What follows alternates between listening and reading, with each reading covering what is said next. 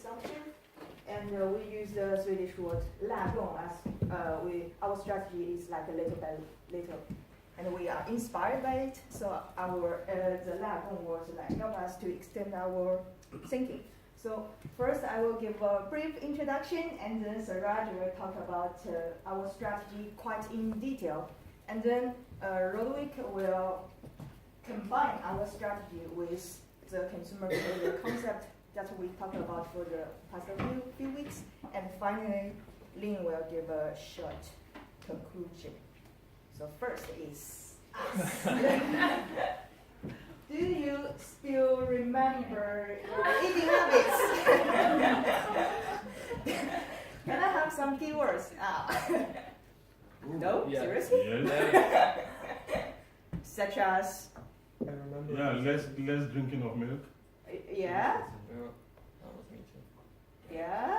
Like, come on, it's our first assignment here. Vegetarian. Uh-huh. Healthy. Healthy? Yes, good point. So, our team choose the 21 reflections as our study sample, and these are the 4 main factors that, like everybody here mentioned most. Like social surroundings, our concerns about health issues, different cultural background, and social media. So, based on Emory,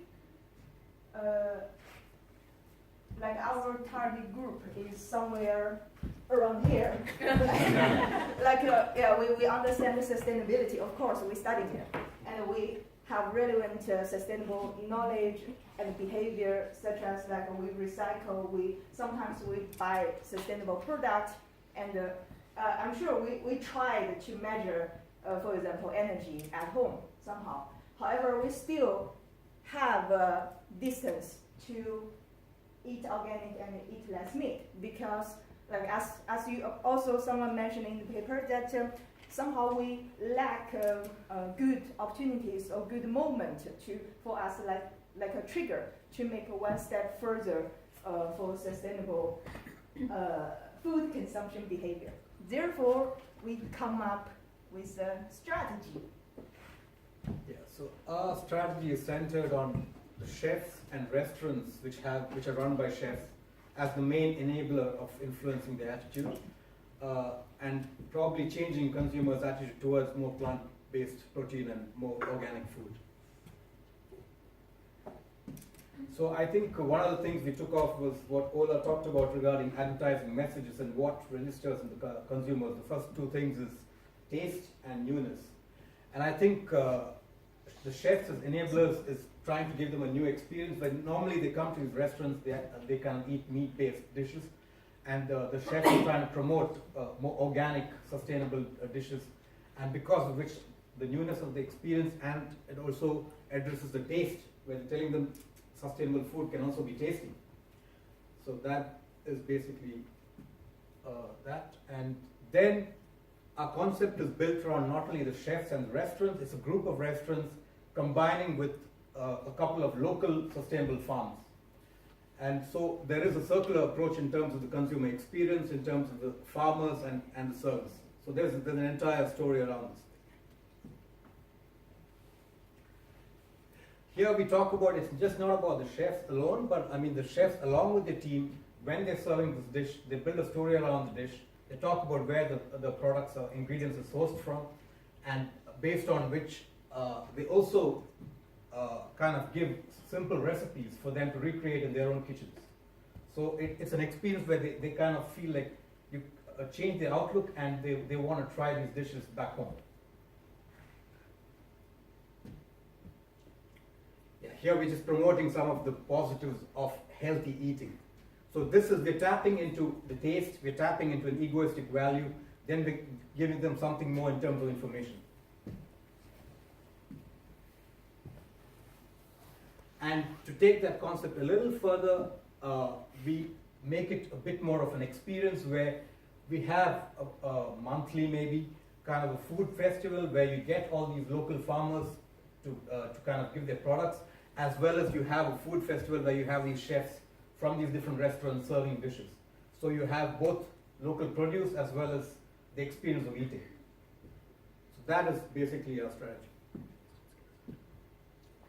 Okay. Here are the theories that mostly constitute our strategy. For the balance theory, as you can see from the Suraj was just explaining the circular relationship, we refer that the farmers connect with the chefs and then to consumers. So the entire connection, the circular relationship between farmer, chef, and consumer was just derived from balance theory. And then on the relative model, we were just focusing on the persuasion. How can we persuade the consumers and the farmers to grow more organic, and for the consumers to just switch from their meat-based protein to vegetable-based protein. So we were anticipating that chefs will use cues just to influence from the peripheral cues to influence the farmers, while at the same time using the central to influence consumers. Also, on the prospect theory,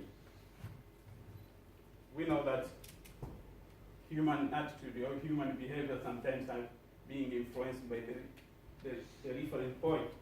So for our case, we took that chef would act as a reference point that will inspire the farmers and the consumers.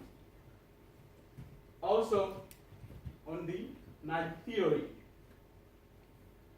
we were just focusing on how we can just nurture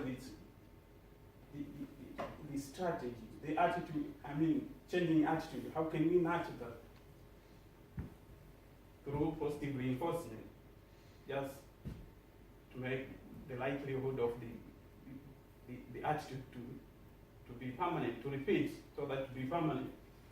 Also, indirect suggestion. I think chef will be at the central person will be just giving suggestion to the farmers and the consumer.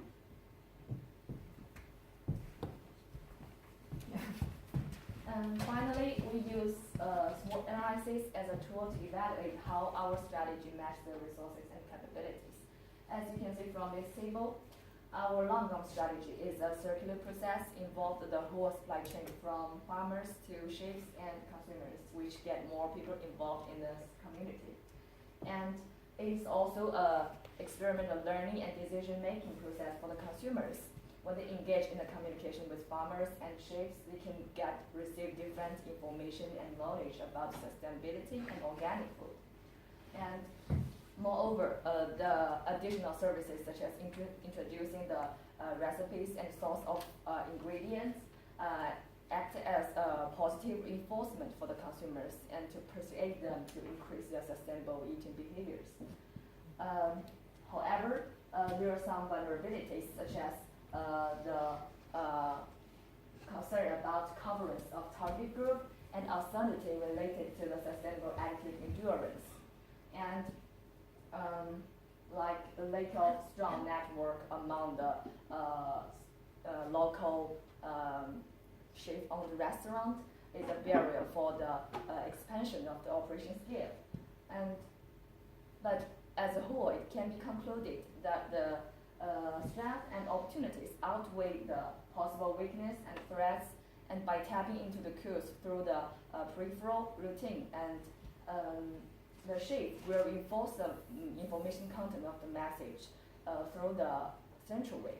And by using this approach, we believe the consumers will probably change their attitude in the future sustainable food consumption. Thank you for your attention.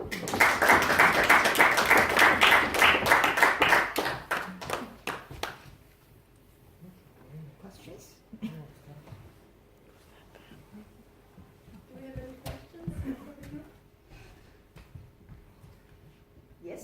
to address with this concept any restaurant, or do you want to develop restaurants from that? So far, our test market is in Gotland. Like since they as the poster we just showed is from last year, and they already have similar festivals with a restaurant, local restaurant and beverage, and from different bars and. Surfers is our target restaurant. Yeah, I think we already experienced that their chefs come to all their waiters and introduce different kind of dishes. But however, the way they build stories maybe change a little bit in different way, and then we have maybe new, fresh experience and new thinkings about each dishes. But we're not looking at one particular restaurant, we're looking at like a group of restaurants, so that, and we're probably looking at chef-run restaurants, so that the chef is the driving force. So it's like, and probably not looking at Michelin star restaurants, but somewhere in the middle of the line, so that there is a strong tie with the local farmers. So that is the main idea. The group of the restaurants, the chefs, the farming community, and then building that around. Do you think awareness around chefs is high? How would you influence that? How would you impact awareness? I'm sorry? Awareness of chefs. Awareness of chefs. Yes. Okay, so I think this idea was inspired by the documentary called Sustainable. It's 2016.